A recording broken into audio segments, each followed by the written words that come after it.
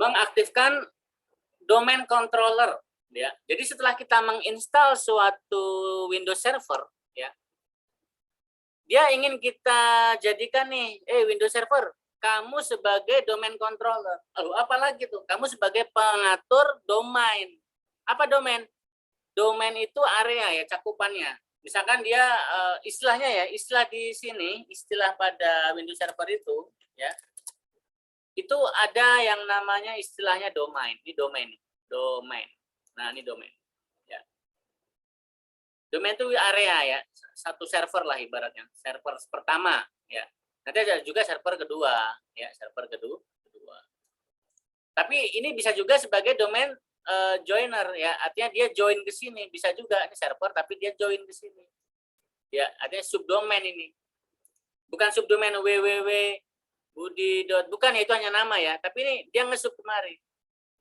Nanti ini sebagai misalkan ini servisnya, ya, sebagai servisnya, misal Photoshop, cukup satu aja di sini. Maka nanti semua klien yang di sini, klien-klien di sini, ya, bisa lewat ini dia bisa ngambil servis ininya, buka Photoshop di sini. Ya, cukup satu Photoshop aja.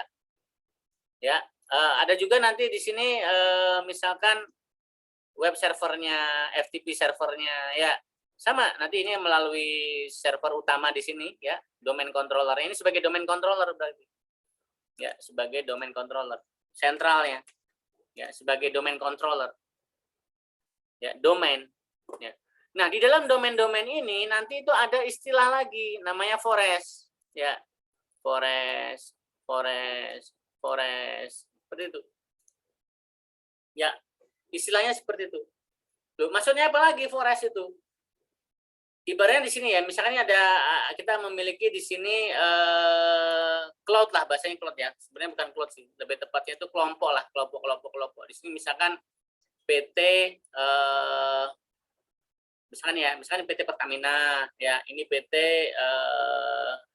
KAI, terpisah ya, masing-masing kan berdiri sendiri, tapi dalam satu domain seperti itu.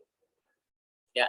Nah, bagaimana menjadikan suatu komputer yang barusan kita install ini menjadi domain controller? Nah, ini butuh proses. Yang pertama, kita klik bendera di sini, ya. Di sini ada fitur namanya promote ya. Jadikan server ini sebagai domain controller. Kita klik. Ini setelah install ya. Ini setelah kita menginstal. Oke ya. Setelah kita menginstal. Ya, kita klik promote, jadikan ini sebagai domain controller. Ya, tapi ada sesuatu yang belum ya, Yang penting itu yang belum kita lakukan adalah konfigurasi IP. Nah, itu yang penting itu malah, konfigurasi IP. Jadi di dalam konfigurasi ini kita butuh dua Ethernet, ya, dua Ethernet. Ya, kita butuh dua Ethernet. Kenapa dua? Kita akan praktek seperti ini. Jadi ini ada komputer kita, ya. Nanti ada Ethernet pertama, ya. Ini ada Ethernet kedua. Sama saat kita belajar Mikrotik ya, ataupun Cisco ya. Ini yang ke public, ya. Ini yang ke IP public, ya. Ya. Dan ini yang ke IP lokal. Kalau IP lokal larinya kemana? Dia larinya ke switch. Nah, kita ada switch di bawah sini. Dari switch kan nanti ke para klien di sini nih, komputer-komputer yang lain. Betul nggak? Nah, di sini IP public lari kemana? Ke SPD. Ini SPD kita nih. Ini SPD. Nanti kita punya IP public. Ya. Nah, dari sini baru yang public ini lari ke SPD. Nah, dapat IP. Yang IP lokal dapat dari sini. Nah, ini baru ke sini.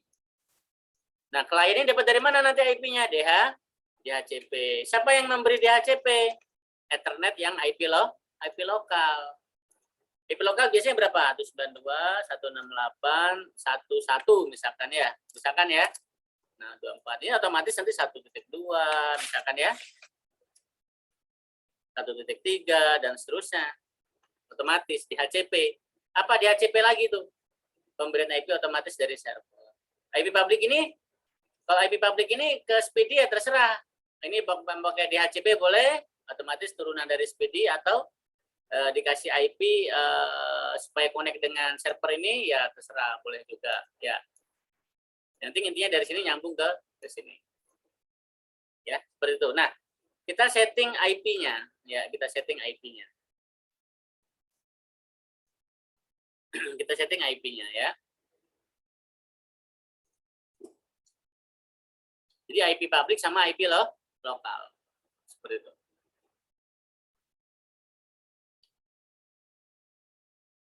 Oh, ini waktunya udah mau habis juga ya. Tapi yang jelas kita setting IP-nya lah intinya ya. IP publiknya udah kita setting ya. Oke, di sini di settingan ini ada cara settingnya begini ya. Supaya dia dapat IP ya di network. Ini network yang atas itu bridge dia ya. Kenapa yang public bridge? Supaya dia dapat IP dari speedy, kita bridge. Tapi kalau yang bawah host, karena IP-nya static nih, ini harus static IP-nya nih ya. Ini bridge, ini host, settingan di ininya nih, di VMware-nya ya. Oke ya, kebayang ya. Oke. Kemudian kita cek IP-nya, langsung aja kita cek IP-nya pakai command biar cepat.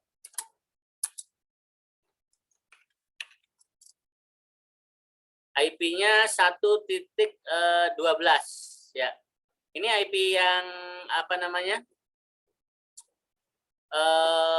IP-nya 1.12-nya harusnya yang lokal ya. Ini yang lokal. Ini yang lokal maksudnya ini. Ini yang public. Kalau yang public kan dia dapat dari Speedy ini. Speedy. Ini IP dari Speedy. Ini dapat dari sorry. Ini yang public ya. Ini dapat dari Speedy nih. 1.12 ini Speedy. Ya, nanti kita konfigurasi ulang lagi. Ya, kan Speedy kan biasanya satu sekian ya. Ini dia DHCP dari Speedy 1.12. Sedangkan IP yang lokal belum kita setting. Ini harus kita setting dahulu. Ya. Kemudian ini tadi kita promote tadi ya, yang kita promote tadi kita lanjutkan ya.